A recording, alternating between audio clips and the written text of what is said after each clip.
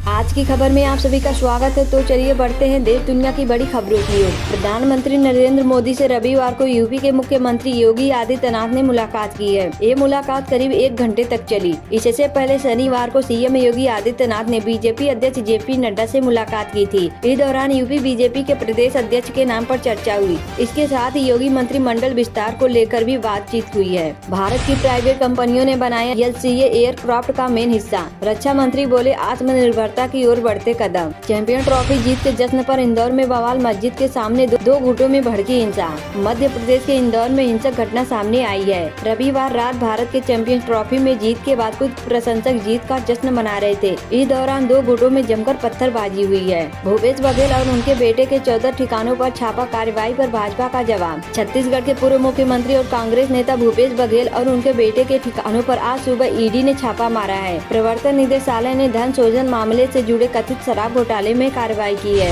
Donald Trump के दबाव में नहीं, भारत ने इस कारण अमेरिकी आयात पर टैरिफ में की थी कटौती। राष्ट्रपति के रूप में यूएस कांग्रेस को अपने पहले संबोधन के दौरान डोनाल्ड ट्रंप ने वादा किया था कि वह 2 अप्रैल से भारत सहित अमेरिका के अधिकांश व्यापारिक साझेदारों पर उनके देश के प्रति अनुचित व्यापार नीतियों के कारण रेसिप्रोकल टैरिफ लगाएंगे। आरपीएफ कांस्टेबल परीक्षा में ब्लूटूथ से कराई जा रही थी नकल, नोएडा में अभ्यर्थी समेत 2 लोग गिरफ्तार। आरपीएफ कांस्टेबल भर्ती की लिखित परीक्षा में ब्लूटूथ से नकल करने और कराने वाले गिरोह का नोएडा पुलिस ने रविवार को पर्दाफाश किया। एमपी के बीजेपी नेता का हार्ट अटैक से निधन, शादी में ही आ गई मौत। बीजेपी लीडर लक्ष्मी यादव ने एक शादी में गए थे जहां अचानक गिर पड़े। उन्हें तुरंत अस्पताल ले जाया गया जहां चिकित्सकों ने जांच के बाद मृत घोषित कर दिया। पीड़िता की मां ने पीएम मोदी से लगाई इंसाफ की गुहार, मांगा मिलने का समय। कोलकाता के आरजीकर मेडिकल कॉलेज और अस्पताल में रेप मर्डर केस का शिकार हुई महिला डॉक्टर की मां ने प्रधानमंत्री नरेंद्र मोदी से इंसाफ की गुहार लगाई है। उन्होंने कहा कि वो पीएम मोदी से मिलना चाहती हैं। शनिवार को अंतर्राष्ट्रीय महिला दिवस पर बोलते हुए उन्होंने पश्चिम बंगाल में महिलाओं की सुरक्षा पर भी सवाल उठाए हैं। आतिशबाजी कर टीम इंडिया की जीत का जश्न मना रहे थे लोग, तभी बिल्डिंग में लगी आग। भारत की जीत का जश्न मनाने के लिए पटाखे जलाने से मुंबई में एक बिल्डिंग में पहली मंजिला पर आग लग गई। घटना मुंबई पुलिस कमिश्नर ऑफिस के सामने हुई, जिससे अफरा तफरी मच गई। संसद के बजट सत्र का दूसरा चरण आज से विपक्ष ने सरकार को घेरने का बनाया प्लान। बजट सत्र के दूसरे चरण से पहले देश के सियासी हालात को देखते हुए संसद के दोनों सदनों में सरकार और विपक्ष के बीच तकरार तय मानी जा रही है। सरकार वक्फ बिल में संशोधन के साथ नए आयकर बिल को लेकर अडिग है। देश के आखिरी छोर पर अब बीजेपी की नजर। केंद्रीय नेता अब चल रहे हैं मोदी कार्ड। केंद्रीय राज्य मंत्री एल मुरुगन ने दावा किया है कि 2026 में तमिलनाडु में भाजपा के नेतृत्व वाला गठबंधन सरकार बनाएगा।